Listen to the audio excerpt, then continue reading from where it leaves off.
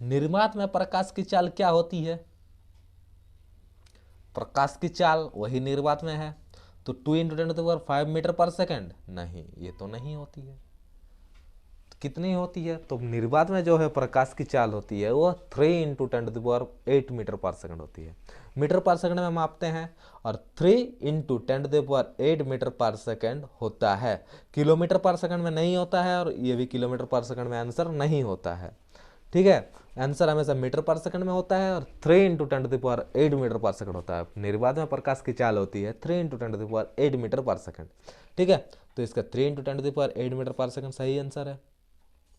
ठीक है, अब एक इम्पॉर्टेंट क्वेश्चन है जो कि आता है एग्जाम में। तो द्रव्यात्मक माध्यम में हीरे का अपवर्तनांक क्या होती है? द्रव्यात्मक माध्यम में हीरा का अपवर्तनांक क्या होती है? तो 1.5 या 1.0005, 2.42 या 1.46? कितनी होती है? तो हीरे का अपवर्तनांक जो होती है किसी द्रव्यात्मक माध्यम में वह होती है 2.42। लेंस किस लेंस को कहते हैं?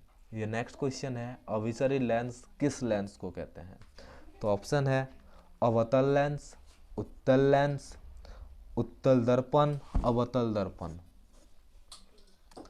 तो अभिसरी लेंस किसे कहते हैं? अभिसरी का जो मतलब है वह कि प्रकाश को फैलाता कौन है।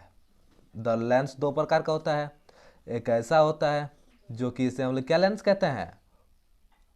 अवतल लेंस। इसे क्या कहते हैं? अवतल लेंस। और एक होता है बीच में मोटा और किनारे पतला, उसे कहते हैं उत्तल लेंस। उत्तल लेंस। ठीक है, तो ये जो अगर प्रकाश किरण इस पर पड़े, इस पर अगर प्रकाश किरणें पड़े तो यह एक जगह कर देती है, यह एक जगह करती है, तो इसको कहते हैं उपसरी। और अगर इसमें कोई प्रकाश किरण पड़ती है तो यह फैला देती है।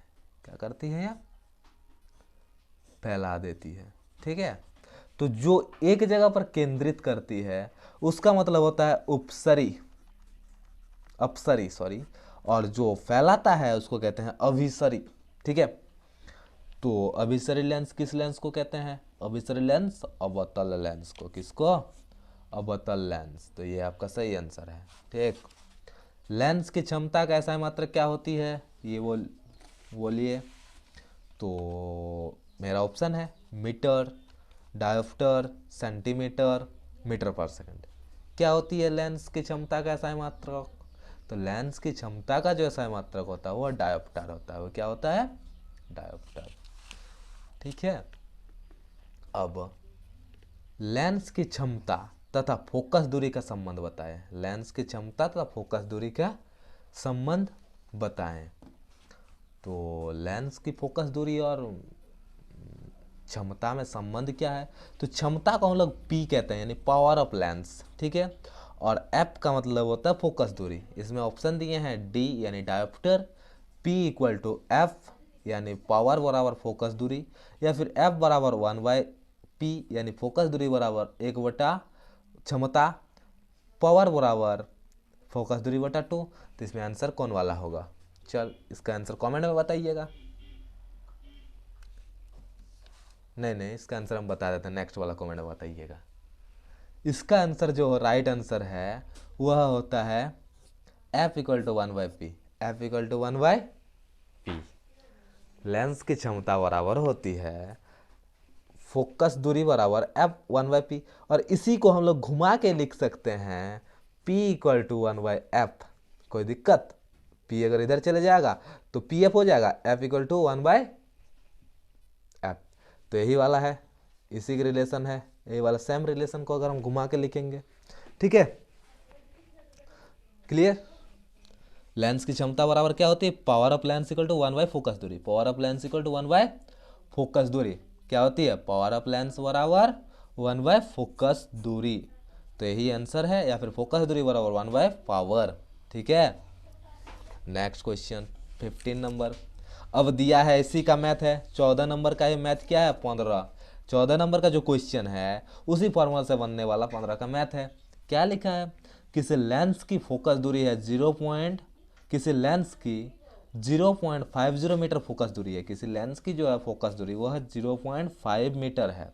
तो लेंस की क्षमता क्या होगी, तो लेंस की क्षमता क्या होगी बोलो, तो फोकस दूरी दिया है यानी एफ बराबर दिया है 0.50।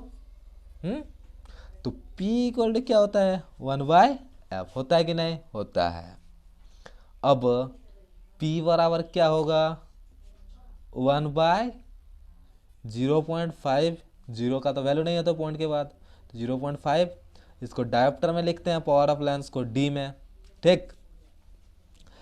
P इक्वल टू होगा, पॉइंट हटाएंगे तो ऊपर 10 आएगा, नीचे 5, काटेंगे तो कितना आ जाएगा 2.0 डायोप्टर। तो इसका राइट आंसर है 2.0 डायोप्टर, ठीक है।